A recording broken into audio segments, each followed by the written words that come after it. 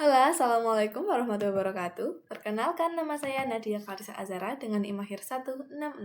Di sini saya akan mempresentasikan tugas mata kuliah pemrograman web mengenai 3 konsep penting dalam mengelola data, yaitu stage, cookie, and session dalam pengembangan web. Nah, ketiga hal ini adalah alasan kenapa website yang kita gunakan sehari-hari terasa pintar dan bisa mengenali kita. Yang pertama, apa itu stage? Nah, mungkin teman-teman bingung apa itu stage. Nah, jadi stage itu secara teknis, protokol web atau HTTP itu sifatnya stateless. Artinya, website itu sebenarnya pelupa. Begitu kita pindah halaman atau refresh browser, server itu akan menganggap kita adalah pengunjung baru lagi. Dia tidak akan ingat apa yang kita lakukan sebelumnya. Nah, disinilah stage management berperan. Ini adalah cara kita memaksa aplikasi web tadi untuk punya ingatan supaya data atau aktivitas yang kita lakukan tadi, yang sudah kita lakukan tadi, itu tetap tersimpan dan tidak hilang di tengah jalan. Seperti itu. Nah, fungsi stage itu apa sendiri dan kenapa sih kita butuh stage? Nah, ada 4 alasan utama kenapa kita membutuhkan itu. Yang pertama adalah personalisasi, yaitu mengingat preferensi penggunaan, misalnya dark mode atau bahasa. Ini itu saat kalian membuka web contohnya, yang tiba-tiba sudah dark mode sesuai keinginan kita. Nah, state itulah yang mengingat preferensi tersebut. Yang kedua adalah kontinuitas atau memastikan data tidak hilang saat penggunanya berpindah dari satu halaman ke halaman yang lain. Ini tuh supaya data kita tuh nggak hilang saat pindah antar halaman tadi gitu. Yang ketiga ada keamanan, yaitu melacak apakah seorang pengguna tadi sudah melewati proses login atau belum. Jadi sistem itu tahu kalau kita udah login dan punya aksesnya. Yang keempat ada efisiensi, yaitu menyimpan data sementara sehingga tidak perlu terus-menerus mengambil data yang sama dari database. Seperti itu. Jadi performa web itu nanti lebih cepat seperti itu. Biar lebih kebayang, ada beberapa contoh kegunaan stage. Contoh nyatanya yang pertama, yang paling gampang adalah keranjang belanja atau e-commerce. Saat kamu menambah barang ke keranjang di halaman A, lalu pindah ke halaman B, barang tersebut tetap ada di keranjang. Ya kan? Itu karena datanya itu udah disimpan dalam sebuah stage. Biar saat kamu masukkan ke keranjang halaman A, pas kamu pindah ke halaman B untuk bayar, sebetulnya keranjangnya itu malah kosong, kan pasti kesel, ya kan? Makanya ada stage di situ. Yang kedua ada form multi-step, form input multi-step. Ini tuh misalnya saat mengisi pendaftaran yang ada step 1, step 2, step 3, data dari step 1 ini harus diingat sampai kamu klik submit di akhir. Misalnya itu kalau kalian daftar akun gitu, kan ada step-stepnya kan, step 1, step 2, step 3 gitu. Stage ini itulah yang memastikan data di tahap pertama tadi itu tidak hilang pas kita lanjut ke halaman selanjutnya. Seperti itu. Yang ketiga, yang terakhir adalah status login. Nah, di sini tuh stage itu membantu aplikasi mengenali kalau saya atau Nadia ini tadi sedang aktif menggunakan webnya. Jadi saya itu tidak perlu terus-menerus input password setiap kali diklik menu baru. Jadi udah ada, karena yang pertama tadi sudah. Jadi stage-nya yang membantu. Oke, sekarang kita masuk ke pembahasan yang kedua, yaitu cookie. Kalau jadi tadi itu stage adalah konsep besarnya nih, cookie ini adalah salah satu alat untuk menjalankannya. Sederhananya adalah, cookie ini adalah file teks kecil yang dikirim oleh server untuk dititipkan di browser kita. Kebayang? Jadi datanya itu bukan disimpan di server, melainkan di perangkat lokal kita sendiri, seperti komputer atau HP, seperti itu. Oke. Itu konsep dasarnya. Langsung ke fungsi dan contoh penggunaan cookie. Nah, kenapa sih kita tuh butuh cookie? Pertama, fungsinya adalah untuk tracking, melacak aktivitas pengguna di dalam website. Yang kedua, ada fitur Remember Me atau sesi login Remember Me tadi. Itu untuk mengingat username pengguna agar tidak perlu mengetik ulang saat kembali ke web tersebut di lain hari. Kan pernah kan kita buka web hari ini, besoknya itu pas kita balik lagi itu nama kita masih muncul di pojok kanan, iya kan? Kalau di laptop seperti itu. Padahal kita tadi tuh sebenarnya sudah tutup browsernya. Nah, itu adalah kerjaan contoh yang menyimpan identitas kita. Kerjaan cookie. Terus yang ketiga adalah preferensi menyimpan pengaturan seperti pilihan bahasa atau tema. Contoh nyatanya apa? Pernah nggak kamu belanja di sebuah web, lalu besoknya kamu buka lagi, nah barang di keranjangmu kan masih ada, atau namamu kan masih muncul. Nah kayak tadi itu adalah kerjaannya si cookie. Ini adalah contoh script cookie PHP yang sudah saya bikin. Pertama-tama untuk tracking atau melacak aktivitas kita di web. Maaf, salah teman-teman. Nah, sekarang kita masuk ke teknisnya di bahasa PHP ini tadi. Yang pertama ada membuat cookie, ya. Untuk membuat kita tuh tentukan namanya, terus isinya, dan waktu aktifnya. Di contoh ini saya set selama 1 jam ke depan. Ya, berlaku 1 jam ke depan atau 3.600 detik. Untuk membaca, ini 2, itu membaca, di mana kita menggunakan variabel supercalls ini, cookie, untuk membacanya. Dan untuk menghapus, uniknya kita tidak pakai perintah hapus, tapi kita memajukan waktu kedaluarsanya. Ya. Misalnya 1 jam yang lalu, seperti itu, sehingga browser itu langsung otomatis membuang tersebut. Saya akan kasih contohnya di browser. Kita bahas dulu di script cookies yang JavaScript. Berbeda dengan PHP ya. Di JavaScript kita mengelola data lewat property dokumen cookie. Nah, cara membuatnya pun cukup unik. Kita tuh memasukkan semua informasi seperti nama, nilai, dan tanggal kedaluarsanya dalam satu baris teks.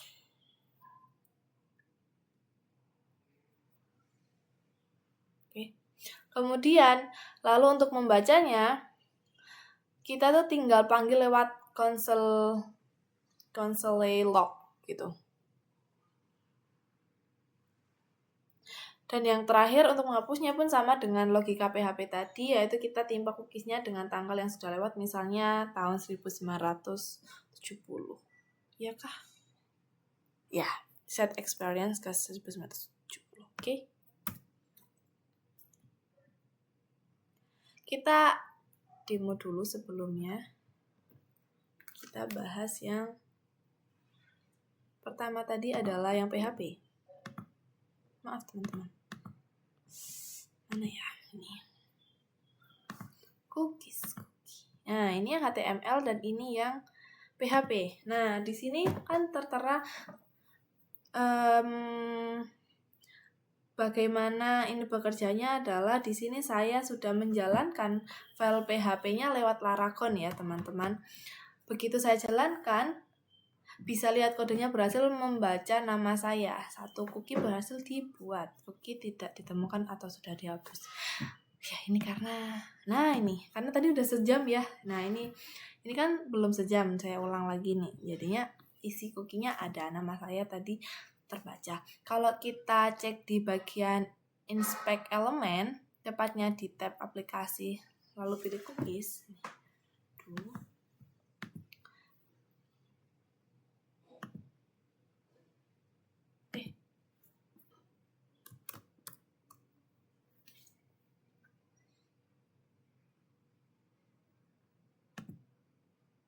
Ini ya.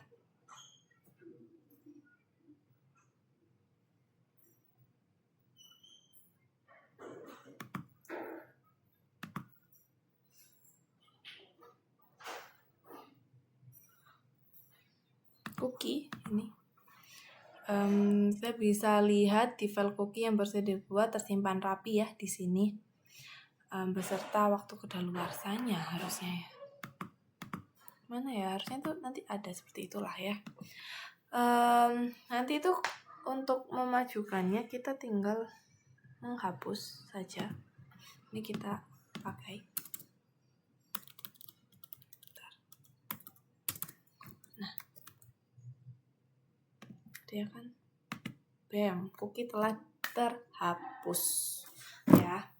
Nah, seperti itu. Sedangkan untuk yang di localhost, dia mau cek seperti udah bisa buat cookies, berhasil dibuat, bisa membaca cookies. Nah, daftar cookies saat ini ya temanya web dark dan hapus cookies.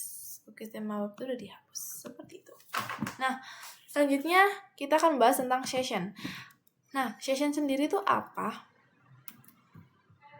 Ya, session adalah sebuah mekanisme penyimpanan informasi pengguna yang disimpan di sisi server, bukan di browser pengguna. Nah, maksudnya tuh kalau tadi di cookies disimpan di browser penggunanya, session ini kebalikannya, yaitu disimpannya di sisi server. Cara kerjanya itu cukup unik ya, dimana server akan memberikan sebuah ID unik untuk session ID kepada browser kita. Browser hanya memegang kunci atau ID tersebut. Sementara data aslinya itu seperti nama user, atau status loginnya itu tetap tersimpan dengan sangat aman di dalam server.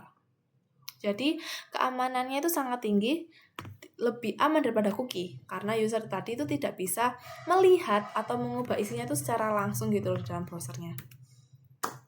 Kemudian fungsi dan contoh kegunaan session. Nah, karena disimpan di server, session itu punya tingkat keamanan yang jauh lebih tinggi kan. Itulah kenapa session itu digunakan untuk hal-hal sensitif, terutama manajemen login. Ya, fungsinya itu kan keamanannya menyimpan data sensitif seperti user ID atau hak akses atau admin atau user kayak gitu kan. Yang kedua bisa memanajemen login, di mana menjaga pengguna itu tetap dalam kondisi login in selama mereka masih membuka browser tersebut. Dan yang ketiga ada data temporary, di mana menyimpan data yang hanya dibutuhkan sementara selama masih kunjungan tadi itu berlangsung. Contoh nyatanya adalah saat kita login ke web kampus untuk isi KRS, begitu kita berhasil login, sistem akan membuatkan session untuk kita. Kita tuh bisa pindah dari halaman profil ke halaman nilai sampai cetak kartu itu tanpa harus login ulang berkali-kali. Namun, begitu kita klik logout ya, atau menutup tab browser tersebut, sesi tersebut juga akan langsung berakhir, langsung dihancurkan demi keamanan tersebut. Oke, sekarang kita lihat implementasinya di PHP. Satu hal yang penting atau yang paling krusial dan wajib diingat adalah kita tuh harus memanggil fungsi session start di baris paling atas. Ini wajib. Ini tuh wajib banget fungsinya. Untuk menyimpan data kita menggunakan variabel super global session-nya ini. Di sini tuh saya mencontohkan menyimpan nama saya sendiri. Untuk menghapusnya kita bisa menggunakan session unset ya.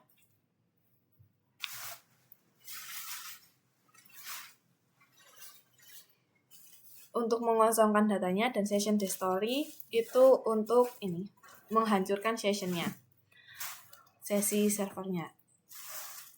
Oke. Yang selanjutnya kita akan bahas dari JavaScript. Di JavaScript modern kita tuh menggunakan session storage. Nah, cara pakainya itu sangat mudah. Kita gunakan set it item untuk membuat data dan get item untuk mengambil atau membacanya. Ya. Sesuai namanya atau session, datanya itu sifatnya sementara. Perbedaan dengan cookies yang paling mencolok atau local storage adalah data di session itu storage-nya akan otomatis terhapus total begitu pengguna menutup tab atau jendela browsernya. Kita akan langsung buka di bagian browsernya.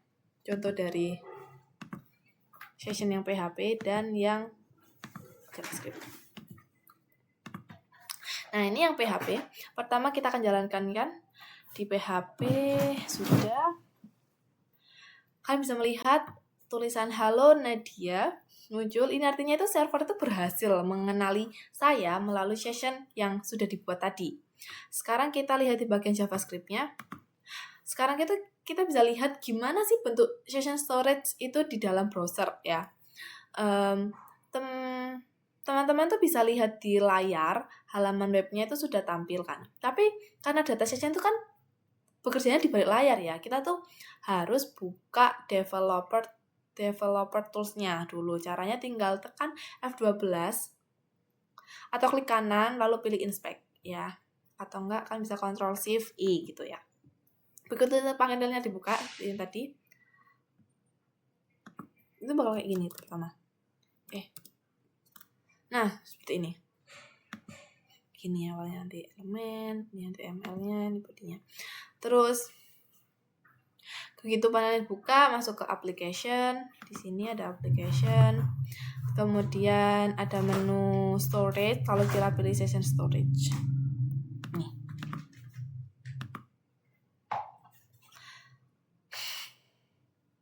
Kalau klik elemen.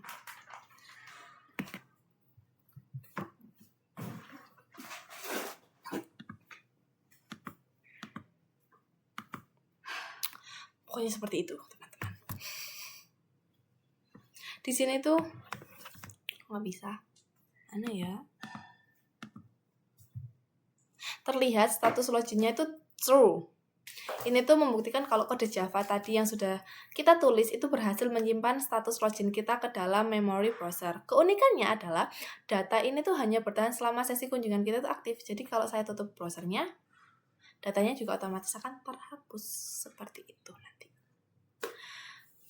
Dan sistem itu tidak lagi mengenal gitu status login saya. Ini yang membuat kita tuh lebih aman untuk data sementara dibandingkan cookie tersebut.